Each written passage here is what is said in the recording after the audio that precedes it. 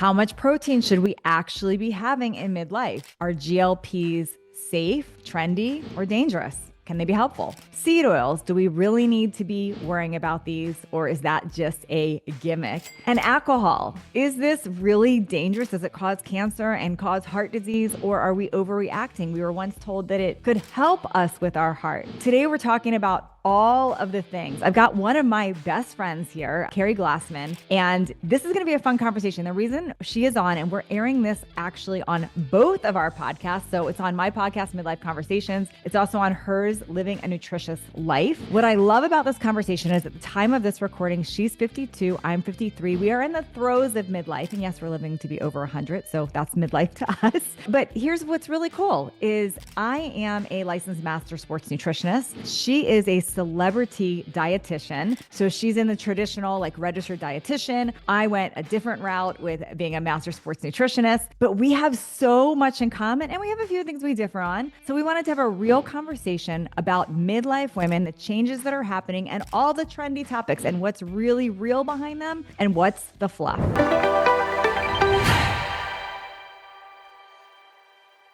So before we even jump in, just a little backstory on how we met. We're both I will say we are ADHD entrepreneurs, which we look as a blessing. It's a superpower that we have. But it was how many years ago did we meet, Keri? So I was trying to think about this before. I think, it was before your first book. We know that. I think it was like 2 years before your first book. So was it like 10 years ago? Yeah, it had to have been almost 10 years ago. So about 10 years ago, Keri saw me on, I think, Facebook doing fitness stuff. That's what happened. And I happened to be in New York meeting with my book agent and she sent a message. I'll never forget it. I remember you sent a message through my support. Well, by the way, very first time I had ever done that. It was Instagram. Wow. You were doing your at-home workouts, your at-home body weight workouts. Okay. And that's what I connected to. I remember so specifically because I was like, I've never done this before. It was 10 years ago. I hadn't reached out to people on Instagram like that I didn't know. So I'll let you continue. So what was wild? So I was focused on fitness. You were focused on nutrition. You were also more traditional media. So you had a lot of published books. You had been on all the main shows. You were like traditional media. I was like doing everything on social media, internet. It was a different kind of path. But you messaged us. And I remember somebody on my support team messaged me and they're like, hey, you might want to pay attention to this email. And it was from you personally. And you were, I don't know, you were sharing who you were and you were following me. And you said, if you're ever in New York, I'd love to connect or let's just meet over, get on the phone. And I happened to be in New York. So it all worked out. I remember we had like 1 hour that worked for both of us. And I went to your boyfriend's office with my husband, who was my boyfriend at the time. And I remember meeting you and it was like an hour of like, we just couldn't. We got like our whole everything. And there were so many funny coincidences from from our daughters being almost the exact same age to even your daughter, Penelope. I was like, that's what I was going to name my son. I mean, there were so many funny coincidences. And I remember the reason I connected with you. And I want to mention this because I think that you still have this superpower. You connect with people so well because you're so real and raw and just you on social in the most amazing way that, again, like you already mentioned, I really came from this more traditional media side. I was doing TV, I was writing books, had columns in magazine, I had a traditional nutrition practice in New York City, but I wasn't as into the social media thing. I wasn't doing as much of that. The whole digital media thing wasn't as much in my wheelhouse. And I was just on Instagram like a regular, I guess I had an Instagram account, but I was just more of a consumer on there. Yeah. And I was seeing you doing your at-home body weight workouts. And I thought to myself, and you'd mentioned maybe your daughter, and I thought to myself, I so get this woman. She's busy. She's an entrepreneur. She's squeezing in those workouts. Like these workouts are for me because I really, like you spoke to me and I really related to it. And I thought to myself, you know what? I want to be doing more of this digital media stuff and I should connect with her and see how we could maybe collaborate or at very least, like we would be friends. Like we are just speaking the same language. And so you're right. I didn't DM. I don't even know if I knew what DM was. I think you messaged through my I did 100%. Exactly. I did. I then looked you up. I remember this now. I took the time. I looked you up. I looked up your website and then I messaged you through your website. You're 100% right. And I said who I was. I'm like, I'm not a crazy because I didn't even know. Again, now people DM each other all the time to do things like this. But back then I had never done that. And so I was like, I need to connect with you. But I also want to add one that when we met that first time and we were just like da, da, da, da, da, da. Again, we could have talked for 20 hours. Remember, we did a handstand Yeah, together. I was just going to Something say with that. handstands? We have to And find we that did. picture. We have to find that picture. I have it somewhere. I seriously, because I know it has popped up on my phone before, but we did handstands. We're like, because something came up with that. And we're like, let's do handstands now. Meanwhile, we were both like in heels and we're like, let's do a handstand. And our I was like, boyfriends oh, thought we were crazy. And we're like, yes. I don't think they got a word in edgewise. We just like No, completely. definitely not. And we've been close friends ever since. Like, so not only have we done some work stuff together, but we're really good friends and we're Yep. really in the same stage of life. And what's really wild is a lot of times, and I'm going to generalize here for a minute, but it's important. A lot of times in the registered dietitian community, they have strong opinions about nutritionists and like, because they're nutritionists also, but they have a strong opinion as a generalization of what nutrition should look like. Where traditionally, like a lot of people that are not registered dietitians like me that went a different way of learning nutrition, we have strong opinions of our way. So there's usually this like disagreement. Keri and I have never disagreed. We literally have never disagreed. We have the same views around nutrition. So it'll be interesting today to see how that's evolved and changed because 10 years later. But because we're gonna go over all the hot topics right now. And I don't even know where you stand on some of these things. So it's gonna be a really fun conversation. Yeah, I can't wait. I can't wait. This is going to be so much fun and always just fun to chat with you. I just wish we were in person right now. I wish we were on a couch sipping some tea together as opposed to being on our computers. But she lives in New York City and I'm in Scottsdale. This will have to do. This will have to do for today. This will have to do. All right. Okay, so where do we want to it. start? Which topic? There's so many topics. Which one do we want to start with? Okay, I am going to start with, let's say, seed oils. Okay, let's just get this one done. Yes. Okay, so I'll start. I'll just throw a couple things out here when it comes to seed oils. I've got lots of thoughts on seed oils, but I'm going to start with something that bothers me the most about seed oils. And this is the conversation that is being had out in social media. Now, I don't know if you're seeing this because, again, you're maybe not looking at more of like the traditional dietitian world. But what really bothers me about seed oils is that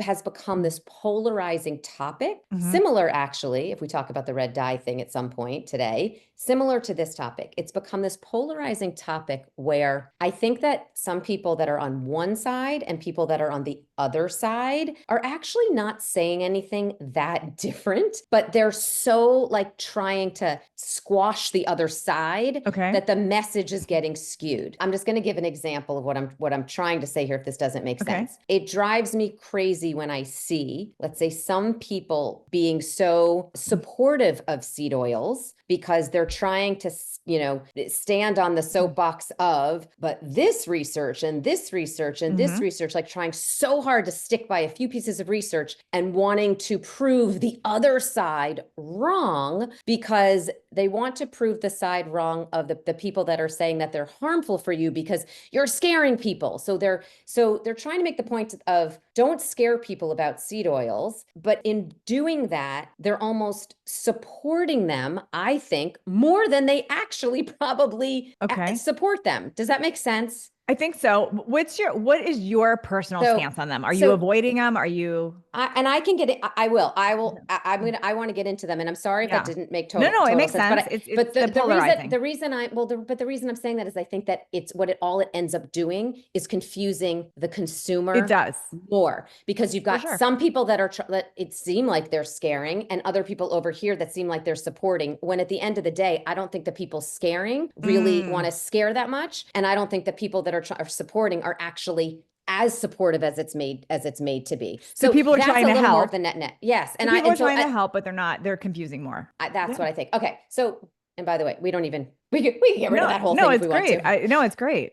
Okay. So where I stand is, so I think that there are two major reasons why I do not like seed oils. Okay. The first reason is that, well, just to clarify, so seed oils, we know, come from seeds. They are polyunsaturated fatty acids. Polyunsaturated fatty acids do have a role in our diet. They can play a healthy role in our diet. The reason that seed oils, and the seed oils we're talking about, sunflower oil, safflower oil, canola oil, etc. Cottonseed. Yep. The reason these have gotten a bad name, and the reason I do avoid, and I do like clients of mine and people that follow me to avoid them, is for two main reasons. The first is that the way we consume our seed oils are highly processed, refined seed oils. We're getting them highly processed. We are not with unhealthy chemicals that have been treated to be processed. We are not getting cold pressed quality seed oils for the most part. Obviously, if we're using a cold pressed seed oil in our kitchen, that's different. But I'm saying the way that the majority of the seed oils we consume are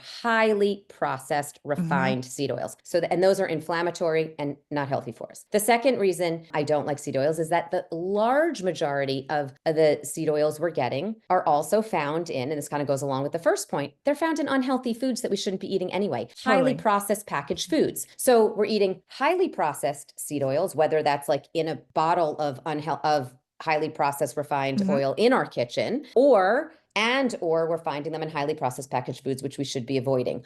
So, which has other unhealthy ingredients as well. So for the most part, these types of seed oils we're consuming are unhealthy and inflammatory, and we're not reaping the polyunsaturated fatty acid benefits from them because they're not a healthy version of themselves. So that is the big reason we should be avoiding them for the most part. With that said, if the large majority of your diet is healthy, whole real foods, and you have a bag of chips here and there that has a seed oil in it, I don't think like in that small part, it's like you don't have to be scared. Something's going to happen to me tomorrow. Like, I don't want people to be scared of them. We have to look at what we're doing on a daily basis, on a regular basis, what foods are in your pantry. And then the final thing I'll say is that the quality of if we do have something, like I don't use them at all in my kitchen. I don't find a need to use them. I have avocado, I have coconut oil, high quality olive oil, grass-fed butter. Those are the fats that I use in my kitchen. So I don't find a need at all. But if there is a recipe, or if there is a reason that you want to use some of these oils, you can buy to use in your kitchen a higher quality cold pressed organic sunflower oil. And that would be a much better option. So you have to kind of take a look at your overall diet. I don't think you should be scared. We should be avoiding the foods that we find seed oils in for the most part anyway. But I definitely don't think we should be saying seed oils, no, they're good for us. They're polyunsaturated fatty acids. Polyunsaturated fatty acids are good for us, but not in this form. So everything you said, I love, because it's very sound advice. And I hate the whole scare tactic thing when we go extreme on something. But that being said, I want to give my opinion on this. Yeah. So I do think that if we rewind to when we grew up, so talk about grow up in the 70s, really. Seed oils were not popular yet. They started to become popular. So before us, butter, ghee, real, like they even use lard or whatever. Now it's tallow. Like we used like real actual fats to cook. We didn't seed oil. Restaurants did. You went to McDonald's years ago. It was made with tallow. It was not done with seed oils. What happened was accidentally, and this is just history research showing, accidentally seed oils were sort of discovered. Like it was a byproduct. If you look at how petroleum is made, if you look at how things are made, it was an accidental discovery. And so it also became this cheaper types of oil that they deemed safe for us. So the concerning part about this is it seems like almost overnight, restaurants, food companies replaced normal fats that are really in nature with this highly processed type of oil. And unfortunately, it also correlates with the upswing of heart disease, of different diabetes, of cancers. So there's a lot of variables there, a lot of variables. But when you look at a common thread in how like it almost like a light switch happened, and overnight it went from these regular fats to these highly processed, dangerous seed oils. And I'm not talking about having a sunflower seed. That's not what I mean. I mean, the oils. Yes, the oils. And then this high amount of fried and processed, and then eating at restaurants, a lot more common, and fast food cheap. So it became this huge staple in diets, even unintentionally. Like it's almost impossible to go grocery shopping and buy products without seed oil in it. It's literally almost impossible to do it. So if you are eating, unless you're literally shopping parameters, but if you're buying, so what happened, I think, is we had an overabundance of seed oils in our diet. And we've got this high correlation of other stuff happening, inflammation, all these things. And a common variable is this increase in seed oil. But it, like you said, it doesn't mean that the one-off little bit that you're having, or this, like, because I'm on an airplane and I got a snack and it looked like a healthy snack and I happened to list a little bit of sunflower oil. That's not the problem. The problem is this huge pendulum swing towards only having seed oils. So that's where I think we need to be more Absolutely. aware. And I am a fan of the current administration's push on getting rid of this, because I don't like that I go to Absolutely. a restaurant and order a steak or a piece of fish, and why is it cooked in seed oil? So I 100% agree with you there. And I don't want people to be scared of yeah, dining out either. If that's part of your lifestyle and you enjoy dining out, like that's a great fun thing. But that's also why I like people to keep their kitchen even cleaner. So then at least when you're home, you know that you're not getting any more of that. Because again, we want to reduce the amount, because you said it is everywhere and it's so hard to avoid. yes. So it does bother me. I totally agree. I think in restaurants, and you'd also think, like, you would hope that restaurants, especially if you're at a nicer restaurant, would be using higher quality oils. They don't, though. Sometimes they'll They use don't. grapeseed oil. So what I do personally, and this isn't going to work at like a TGI Fridays, by the way. So you can't do this there, or McDonald's. But if you go to a steakhouse or you go to like a nice restaurant, you can ask, what kind of oil do you cook in? And you can say, could you please just use butter, or could you please just use like, you could ask for the change. I also want to just and then we'll go into the next kind of topic here. All of our DNA is different. We're all genetically different, and some of us process things different than others. So there's not a one answer, like it's just this for everybody. But I do think we were fed a lie for years, saying no fat, like no avocado, no saturated fat, no Oh, this, absolutely. only vegetable oil, because that's not heart healthy. That's not making it heart healthy. We create other problems. So we have to be aware. I also want to mention, there's a guest I had on my show, Keri. I don't know if you know her, but she's Yeah. got a fabulous book if anyone wants to go. I know where you're going with this, Cate and I love Shanahan, it. Dark Calories. Yep. Yeah. Yep. Cate Shanahan, I had her on. She wrote a book, Dark Calories, and she wrote it a while back. And Fascinating. her research is older. But if you want like sort of the history on seed oil and where this came from, I think it's just a fabulous book. She doesn't know I'm plugging it right now, but I sent it to you, Keri, too. It's such an eye-opening book about the history. And I think, and I might be remembering this wrong, but I want to say that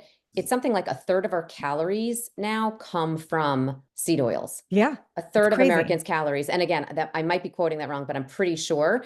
And the other thing that I believe that she mentions, where I know there's more research going on here, which is a whole other area of research on seed oils that I think we're going to see come to light even more so in the next few years, is on our type of body fat based on our diet and how much seed oils we're eating. That our actual body fat is different. The type of fat we have is different, which means that it's more inflammatory than your other type of body fat you might have if you had a diet that was less high in seed oils. Yeah. Again, this is me just remembering this from some of her research. I don't know the exact, but I think though, regardless, like we're going to see more on that topic, and I don't think it's going to be good. So I think we need to pay attention. And also, there's another thing we didn't even talk about with diet, but you and I have a similar skin thing that I just want to point out, that I think there's two things, and I don't want to go down a whole rabbit hole here, but there's two things that you and I have in common, and we have the same skin thing. Both of us have dark. I don't even know where you're going. We have those the dark age spots. We've talked about it. Yes. Yes. Okay, but both of us were on hormonal birth control pills for years, right? Were you on? No, hormonal? I wasn't on. You were never on them?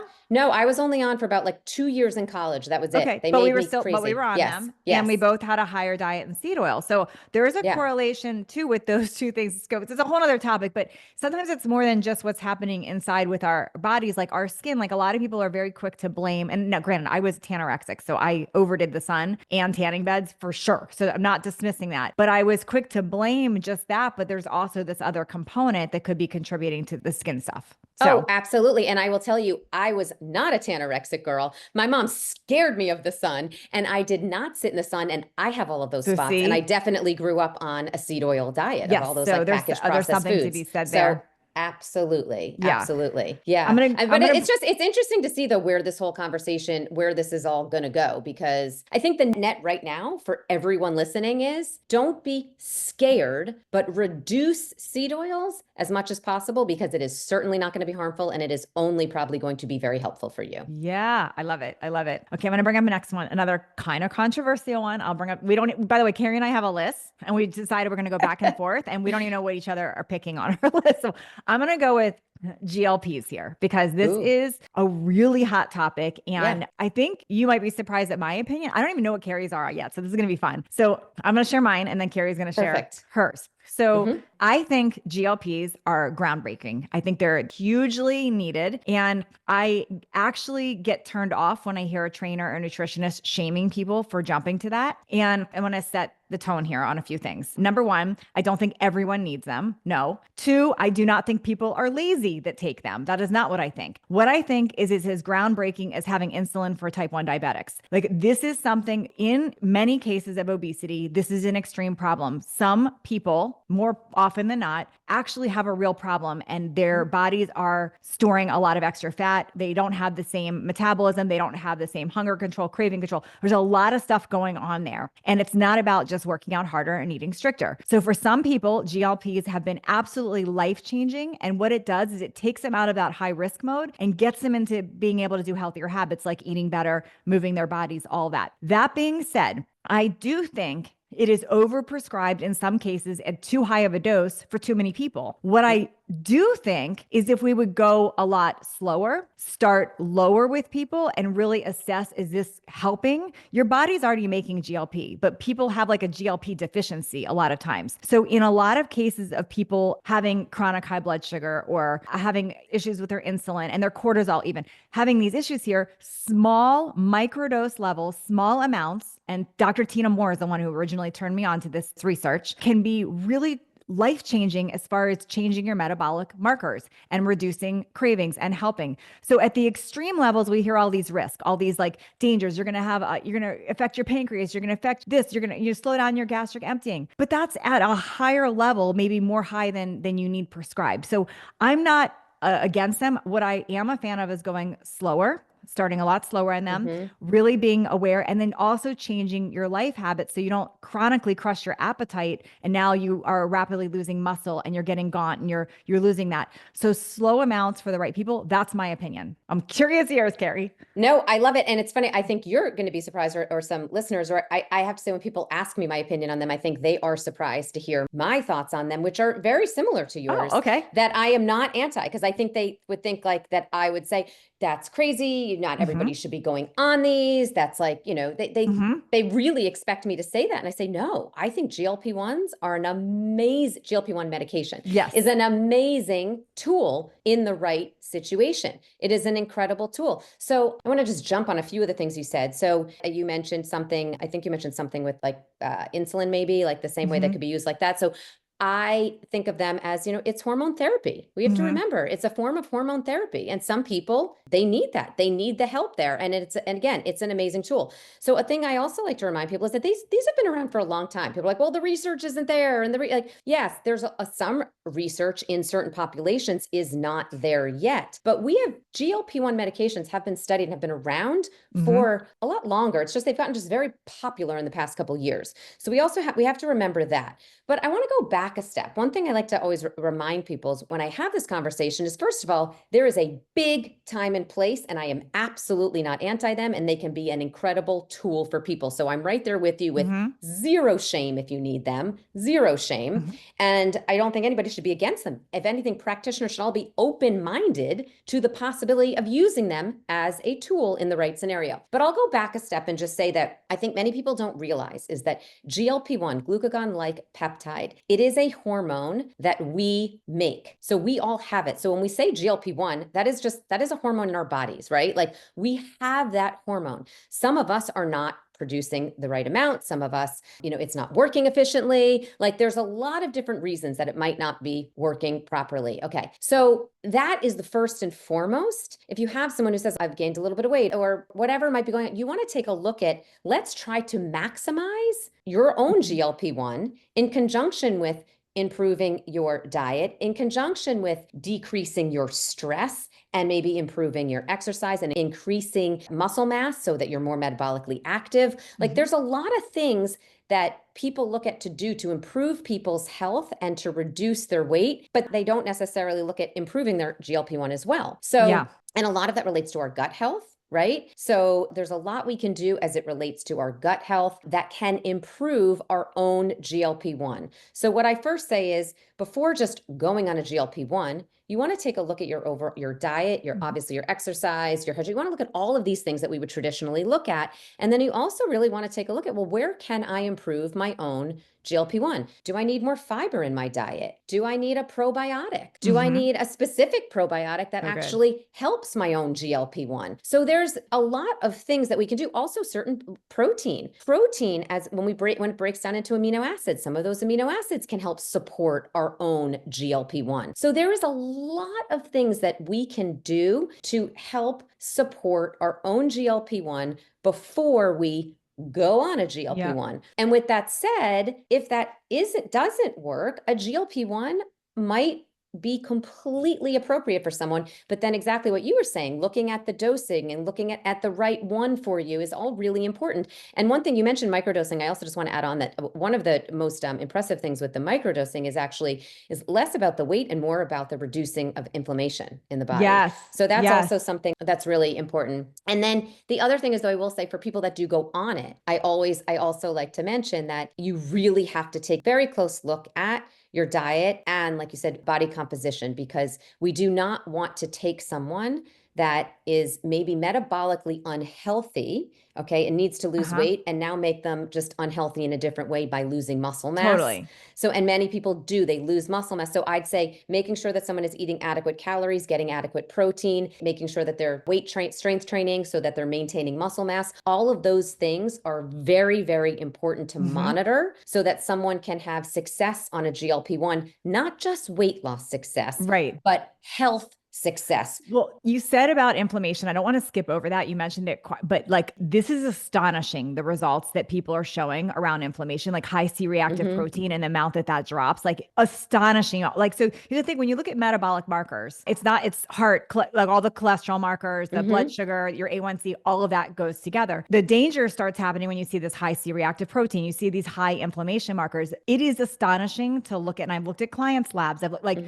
the amount that drops, even from small amounts of GLP, is groundbreaking. Like, we cannot do that with enough antioxidants or by eliminating fat. So this is, I think, astonishing. And for people just to dismiss it, I think is really sad to me. Well, it's not being open. It's also not being open-minded to where, what tools we have available to us now. I also I will just say, so Ashley Koff, an incredible registered dietitian, she and I actually have a program that we've been doing with GLP-1 optimization to teach people about how to optimize your own GLP-1. And then also educate on the medications. But it's really about learning about your own GLP-1, because people don't understand how to maximize their own. And I think for many people, it's about that. And then for other people, yes, the medications are tools that may be appropriate. Oh, that's so good. I didn't even know you had that. So that's amazing. Okay, where are we going next? We got some hot topics here. It's your turn. Okay, I know there's so many, and we could go forever. So all right, let's go. It's like The View, but it's not. It's the opinion. Okay. We'll call it the opinion. Me and Keri's opinion. Alcohol. Let's hit alcohol. Okay, so I'll start, I guess. So alcohol, as you know, I've had to dramatically reduce the alcohol that I consume. I'm almost down to none. I mean, I thought about it the other day. And how much were you drinking? Did we have a problem here? It's no. It's not even that I was drinking that much. I enjoyed it. I mean, I enjoyed my glass of wine. I could never really drink more than 2 glasses of wine. More than, 2 margaritas would, it would have been the max. But are you talking like a day or a week? Like, okay, so then I would say, how much was I starting with? I would say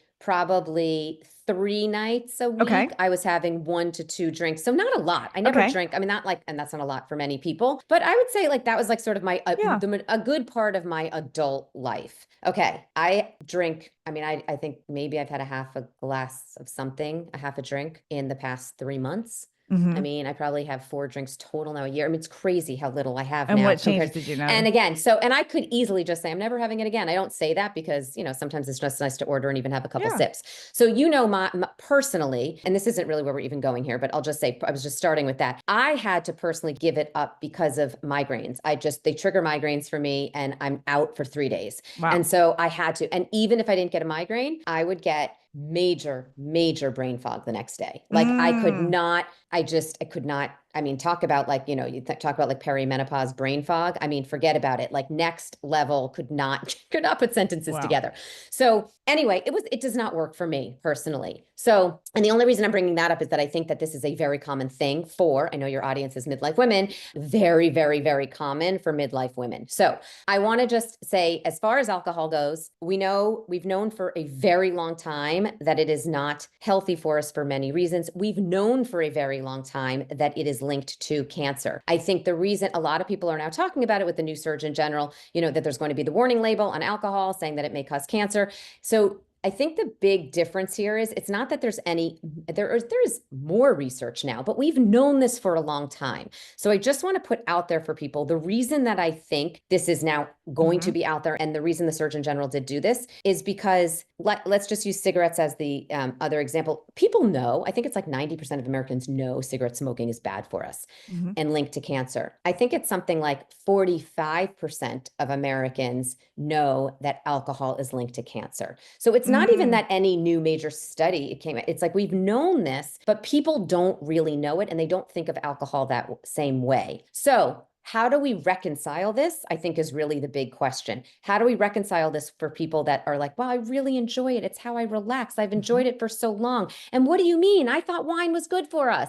I think that's the big question. So I wanted to just put out there the two things of, I think for many people midlife, it just doesn't work for you. And if it doesn't work for you, it's probably doing a lot more damage than you even realize, Totally. right? And then the second part is that's sort of the why on the Surgeon General, warning. Yeah, that makes sense. But now it's okay. How do we reconcile it? So I have thoughts on that too. I don't know if you want to jump in there and then I can give you my thoughts on that. Yeah, so it's interesting. I look at alcohol a little different. So first of all, I'm actually not a drinker. Like I've never been in the and I'm not saying this to be self-righteous at all. I don't like it. I just never have. So for me, it's been like more a glass twice a year. Like maybe twice a year I have a glass of champagne, or when I was in Italy, I have a glass of red wine. So I'm a different wired person that I've just never really enjoyed it. And I don't like how I feel on it. That being said, being in the fat loss space for midlife women, I don't take it away from my women because I understand the need to wind down and the need to reduce stress. So when I teach nutrition and teach plans, I always work it in for those that want it because to me, people get very defensive of me taking it. And I like to work with people versus like fighting in deprivation mode. Of course. That's the first thing. The second thing is there's two things that I do not hear talked about with alcohol that I really want to bring up because these are a little bit, maybe this just is my weird neurodivergent brain that goes here. I don't know. I get obsessive on some off things. So this is Natalie's opinion. Okay. But I look at as we get older, so especially in our 50s, a lot of toxins start catching up with us. So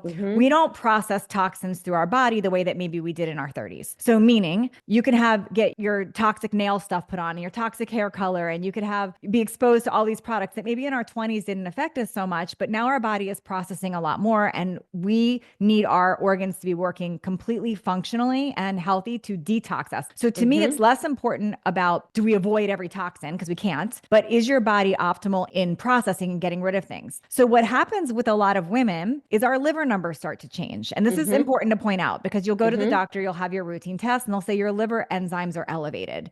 And they're like, cut out supplements, they're trying to figure out what's elevating your liver. Well, when you have alcohol, when you drink alcohol, that is going to overload your liver. And your liver gets so busy dealing with that it is not dealing with the other things.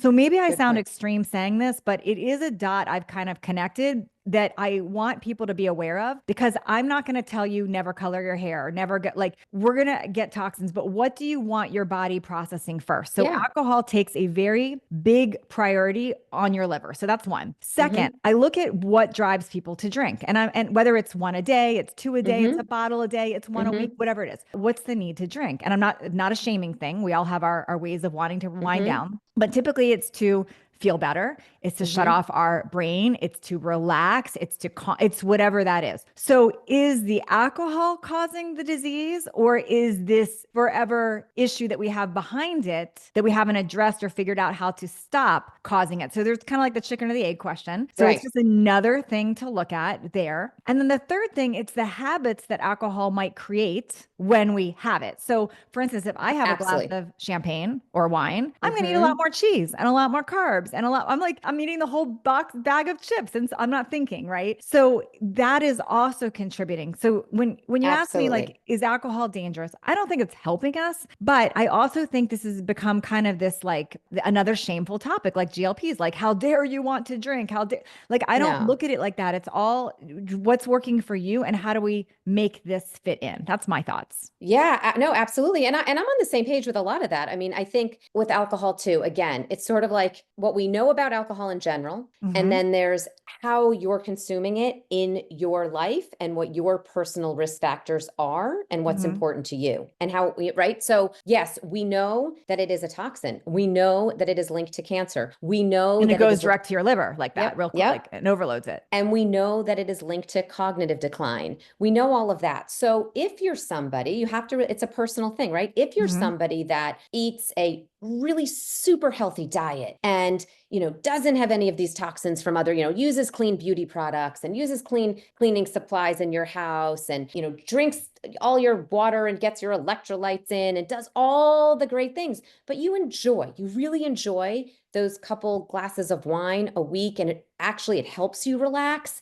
and you sleep fine after it and you don't go, for the sweets after you have the glass of wine, that might be doing even some positive things in your life. It might even just be adding to the joy in your life, right? Yeah. And it might absolutely be doing no harm. It is serving a role in your life. But if you're someone else who has, Alzheimer's in their family and you have, a lot of cancer in your family, and when you drink alcohol, you drink and usually drink one, then it leads to like 3 or 4, then you also have the bread basket and you have sweet and you end up having Mm-hmm. dessert that night, you sleep horribly, and the next day you're starving and you're craving carbohydrates and sweets. It's not working for you in your life. No. That is not working for you. So it's really, you have to really take a look at it. I don't think it is like, it's not like cigarette smoking with the Mm-hmm. warning, like there is absolutely zero time and place. There is a possible time and place where you can incorporate it into a healthy lifestyle.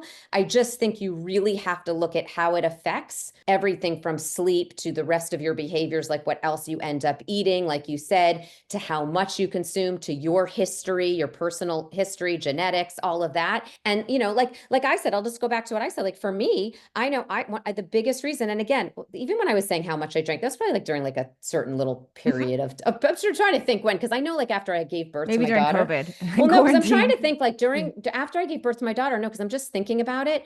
I was very sensitive to it also. I couldn't drink for that next year. And I Mm-hmm. think it was like a hormonal thing. I was very sensitive to it. And now it's been probably again, like 5 or 6 years that I've really, really decreased it dramatic. And every year it just gets more where I'm almost at, like I said, none. But I do think like for me, I know I'm so brain foggy. This can't be good for my future brain health. Like there's no Yeah. way. It just makes sense. It's intuitive to know like if I have this much sort of brain fog the next day, I know this is not working for me. So you really have to take a look at how does it affect you? What's your genetics? All that stuff we talked about. So, but it Yes. is Oh my definitely gosh. no shame. No shame if like you have it in your life. Of course not. Okay, I'm going to pick the next topic. And then I'm looking at our list here, and this is going to have to be like 4 episodes. I already I was know. So already this is thinking going that to when be we like, started. I'm like, there's so many things to there's talk so many about. things. So we're going to pick a couple more, and then we're going to definitely do like a part 2 and part 3 because there's like, now I'm realizing that we have so many things to talk about. So I'm going to and she has no idea what I'm picking. We're going back and forth on like, what are we picking? But I'm going to pick right now, I'm going to get off the diet stuff for a minute, and I want to talk about HRT. I want to get our opinions on this.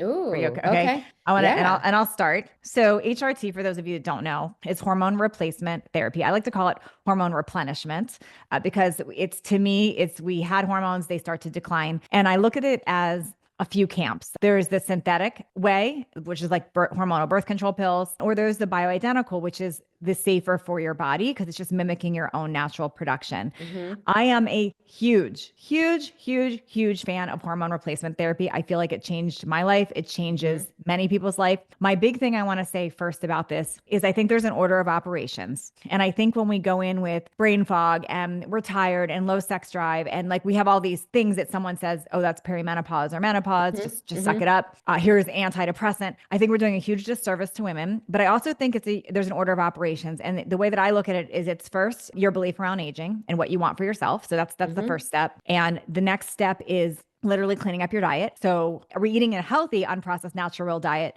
And are we eating so we have our body optimal there? Then the next layer that I look at is our gut health. Is your gut processing everything correctly? And because how your gut metabolizes your own hormones is a big thing right there. And then after we are doing those things, so we're eating well, we're thinking clearly, we've looked at our gut health. Now I feel this hormone replenishment, and it's different layers for different people, could be life changing. Now, I've had so many excerpts, as I'm sure you have, Keri. I've had so many experts on hormone replacement in my world, like on my podcast, on my YouTube, and they have very different opinions, all of them. But what I'm going to want to summarize is there's different ways of looking at it. There's some that say, I want to do it completely natural. And to me, I call BS, because it's not, we all had braces. We all had, like, that is not natural just to let yourself decline. I'm sorry. It's just not. I don't look at that. And I don't think of hormone replenishment as like a fake, like you're doing a cheating thing. Like you're bringing it back up. So that's one camp. I want to do it natural. And to that, I'm like, okay, that word doesn't work with me on that. Like you can choose not to add something, but saying that you're all natural because of it, I call baloney on that, because it's not natural, just decline. The second thing is, then there's the camp where I think I fall into, where I like to replenish enough to not have the bad symptoms and to feel good. I'm not trying to be the levels of a 20-year-old. That's not what I'm going for me. I didn't want to have hot flashes 6 an hour. I didn't want to have no libido. So I do the amounts for me based on my blood work that make me feel on point there. But then there's a whole other camp of thought of, I've had many experts in my world, and I totally respect them, that really talk about going optimal levels. Like, how do we go a lot higher to avoid pain? Like, that's not me, but I respect what they teach. And I feel us women need to really get educated and look at all the different methods, and make sure you're working with a clinician that understands and wants to believe you and help you find the best method for you. That's my opinion on HRT. Wow, so much and so much good stuff. I was like, wait, I want to chime in there. I want to chime in there. I wanted you to finish, but I don't want to forget any of my thoughts here. Okay, so I'll just say one thing. So you said hormone replenishment therapy. It's funny. We had Dr. Lauren Straker spoke at my Nutritious Life masterclass this past October, and she says HT, hormone therapy, because it's not replacement. It is hormone therapy, because we're not replacing to what we were at the 20s. So you would actually, I think you would agree with that. So that's how she calls it, hormone therapy. The other thing that I wanted to chime in with is that I think, yes, there are those people that want to go natural. I don't want to have anything. I just want to go through this whole process. My mom went through it and just sort of soared through it and was fine. I don't need anything. Okay. But I think there's also another camp of people that are scared. Oh, no, hormone therapy scares me. Isn't that scary? Doesn't that cause cancer? And they just are really closed-minded to it, because they're not really looking back because of a flawed study back in 2002.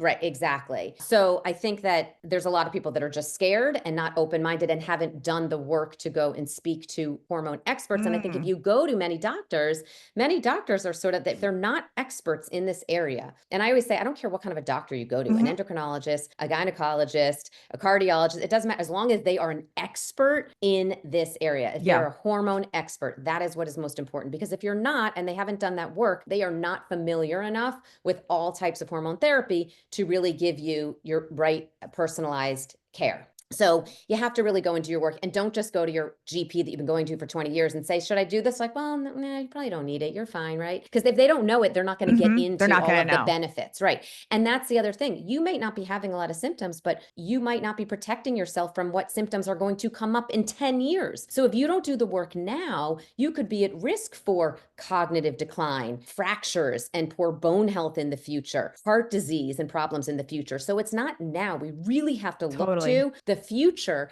and what we might be preventing, so that we can live optimally when we are in our 70s, 80s, hopefully 90s. And I know you and I want to get to at least 100. So I guess if I'm healthy and mentally there, I'm healthy. Exactly. Yes. So, but I guess, so you can tell that I am with you on, yes, a fan of hormone therapy. I'm only on a little bit now.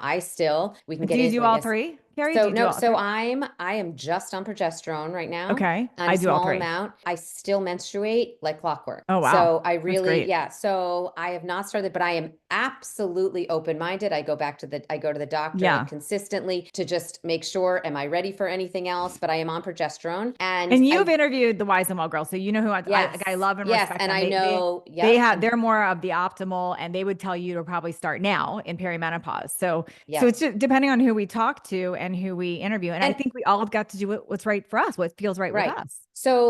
And that's actually the perfect segue to my last thought on all of this is, first of all, I'm not against going on more now. I just haven't actually, my appointment's actually in a couple of weeks, my next appointment. Yeah. So who knows, maybe I'll start now, but we're going to see. So I just want to say though, the one thing I think I would differ with you here is that mine is bioidentical. But I am not all bioidentical. I really think that it is very personal. Yeah. I think that what is going to work for you, the combo that's going to work for you of, progesterone, estrogen, testosterone, the type, all of it is really going to be personal. And that is why you really need a doctor that is a true expert in this area. And they have to look at not only your symptoms, but your genetics, they have to look at a whole lot of things to be able to really assess what works for you. So I am not, and I used to think, oh no, bioidentical. And I definitely shifted there after speaking with a lot of experts and really thinking about it. And it does kind of make sense. Like synthetic is not necessarily a bad choice for everybody. So I don't want to scare people away from that. It could be the right thing, but you have to, again, do your research, do your work, figure out the whole combo that works for you. But I think for another sort of overall statement, I would say, I think for the large majority of women out there, some form of hormone therapy is beneficial and very helpful in terms of living not only longer, but better. So I recently interviewed Keri Glassman. I don't know if I love her. And she really kind of blew my mind with challenging my thoughts. So I was definitely like, birth control pills bad. Like I was on them for 20 years. I want to point out when I was younger, and I just know what that created in me. So when I hear somebody go to their OBGYN and they say, I'm having all these symptoms, and they say, oh, here is an antidepressant, here's an SSRI, and here's birth control pills. I personally think that's kind of lazy treatment. However, what she pointed out to me, which really got me thinking different, is she said birth control does its job. Like when you look at synthetic birth control pill, it's designed to make you not get pregnant. It's is amazing for that. And so to tell people so she said, you have to really look at why someone's doing it. So if someone's doing it for that, it's safe for that. So she really got me thinking a little bit different, because I can get very black and white in my thinking, right? I guess I'm going to agree with you on that. And I do want to share what I do, because someone's going to ask, like people send me messages like, what do you take? First, I want to say my levels are unique to me. Just like if I were to say, what do you weigh? Like your weight is unique to you. How much muscle do you have? How tall are you? There's so many variables. So it's not the amount you take on your patch or in your injection or whatever. It's your blood work. And then what you feel good with, what takes you out of that. So for me personally, I do an estrogen patch, which I was having, I'm not kidding, at least 5 hot flashes an hour before that. And I was doing BiOptimizers. It did nothing for me. So BiOptimizers is a much lower dose cream for estrogen. And actually the Wise and Well girls are the first ones that pointed it out to me. They're like, that BiOptimizers is going to do nothing for you, like for me, what was going on. So I switched to the patch, life-changing, like overnight, no hot flashes, love it. The dose of the patch depends on my blood work. So I'm on a lower dose, and it works for me. I like to be on the lower range of normal for estrogen in my age. I'm not trying to be super high. That's for me. Testosterone, cream didn't do anything for me either. Injection does. So I do a weekly injection at home. When it gets a little too high, I feel freaking amazing, but I don't want it that high. So I have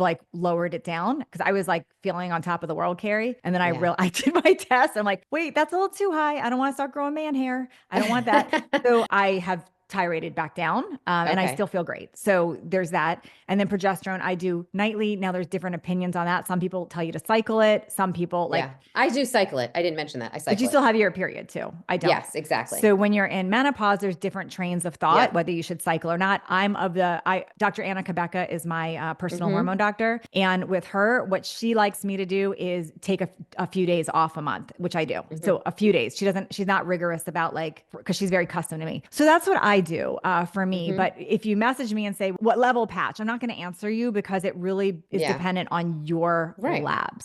Right, exactly. And that's what I was saying. It's really personalized. And the other thing I'll say with your labs though, too, you have to remember there's a lot of shifting going on in perimenopause too. So if you go in perimenopause, you can go in, but and my doctor will say to me, you can come in today, come in next week. It's going to be different. So it doesn't really, like coming back and getting it tested isn't going to really, what really matters, during this time is how are you feeling and what's going on and what are your symptoms? So that's really more important, because again, remember, perimenopause is a time of just massive swings in your hormones. So that's just something to think about. will tell you that you need to test specific days if you're in perimenopause and that you need to do a Dutch test too. That's what she'll say. She'll say, not only do we want a serum, we want your urine test because we want to make sure, like, how are you? Now, Kelly Casperson, when I interviewed her, she's like, I don't believe in the Dutch test. It's a waste of money. Like, so everyone has a different I like opinion. the Dutch test. Yeah. Everyone has a different opinion, and it's really what's right for you. If you're listening, you're like, okay, now I'm really confused. What I would advise is you just start listening and getting different opinions from experts, like on podcasts, on Audible. There's a book, Keri, I don't know if you've read it. It's older, but it's called Estrogen Matters. It is so good. I definitely recommend that book if people are like, I don't understand, like, where did that history come from around estrogen? Like, where did the cancer belief come from? Do we need it? Like, I think it's a really, really good, in my opinion, a good book on that. There's a lot of books, but that one right there gave me a really solid education about estrogen to begin with. Yeah. And again, like we said, you really just have to speak with your doctor that is an expert. And if you want another opinion, get another opinion. Like, you know what I mean? Like, go, like, and also if you start doing something and you feel terrible, don't sit, then that's not the right formula for you. Like, you really, there's a little bit of trial and error here, I would say. I mean, in most cases, and most things there are, but I would say even more so here, there's going to be a little bit of trial and error. It's not like you just start this and start the patch and okay, it's all perfect. Very often there are some changes that have to be made. Like you said, you switched from one thing to the next. So that is one thing. And the other, just one thing that I want to mention is you said you were getting those hot flashes. I think sometimes people, like you said, that fall into that natural camp, sometimes they think I can fight through it though. I can handle those hot flashes, but it's not fighting through it. What people I don't think understand is that is not healthy for your body. When your body is having all of those hot flashes, you're putting your health at risk for the future. It is not healthy to have those. So you don't want to reduce them just so I could be a little more comfortable. You want to reduce those hot flashes for your health. Yes. So, and I don't think people always connect that. They think I can manage through it. I can suffer through it, but it's not about suffering through the actual hot flash. It's about your health in the future. And that's I think an important point that I don't think people always realize. Let me tell you what, if I had not started HRT, I would absolutely be divorced. There's absolutely no way my husband would have put up with me anyway. I mean, I know what I was starting to feel like and be like, and let's not even talk about libido going away. So that's like, it's a whole, so to me, I think HRT is, and here's what I feel bad about. I do think it's unfortunately become a have or have not conversation because we need HRT to be more accessible. We need it to be more affordable. There's a lot of, because I do believe women need access to this. It's life changing. If this was a male problem, then believe me, it would be easier. So I have a whole thought process there, but this needs to be more readily available to women. It's very important. On that note, I will just say, I'll just say one more thing on that though. I have not used this, but I know a lot of people that have, and I know a lot of people speak highly of it. MIDI Health does take insurance and it's all virtual. Oh, amazing. So it's a virtual platform that takes insurance and they're all hormone experts on there. Amazing. So it is something that I think makes it a little more accessible for many people out there. So we can put that in the show notes. One funny thing about hormones. Okay. I was hearing about well, first of all, vaginal estrogen does not get into your system. So if you're not going to do systemic hormone replacement, like for whatever reason, vaginal itself just goes there and it helps with incontinence. It helps with sex being less painful. There's a lot of benefits to it. But I also had heard from my good friend Shalene that she was putting it on her face. I'm like, oh, I'm going to put that on my face. So then I got a prescription for actually like, it was like hyaluronic acid, methylene blue, and estriol. I was using an estriol face cream for a while, but I stopped. And I was like all explaining to everyone, this is the best thing ever. I'm using this and I'm using One Skin for peptides. I was like, this is amazing, until I started getting melasma on my forehead. And I'm like, wait a minute. And then I rememred that whole birth control pill link with that. And I looked it up and it's a thing. So if you are prone to melasma, I do not recommend that on your face. Yeah, I was doing that for a little while. I stopped for no major reason. I didn't have an issue with it. I honestly didn't see that many differences. And I was like, and I have pretty good skincare routine. And then I just ran out. And I mean, there was no major reason I stopped. So I'm kind of like neutral on it. Okay. So we have to do, anyway, we're going to do one more, and I'm going to actually pick for us because we said it at the beginning. I want to talk about protein. And here's the other thing. We have literally like 25 other topics. So we're going to do a part 2 and a part 3, but we're going to do, can we talk protein? You want to start? Let's talk protein. Let's talk protein. Okay. So protein. So I'd say one of the biggest questions, or one of the most common questions I get is, how much protein do I need? Do I really need 30 grams of protein at every single meal?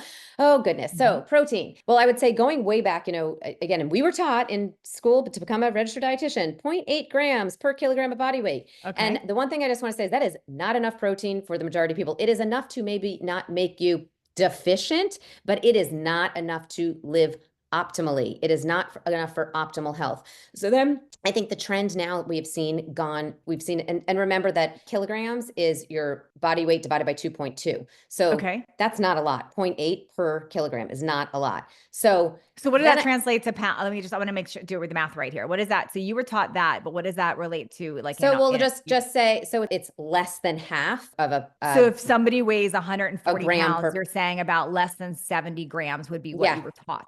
Got it. Yes. Okay. Yes. Just for sort of baseline, right? Yeah. So by the way, I always, even going back to 2006, the first book I wrote, my whole thought was you need about 30% of your calories to come from protein, which again, the government recommendations would be 15 to 20% of your calories.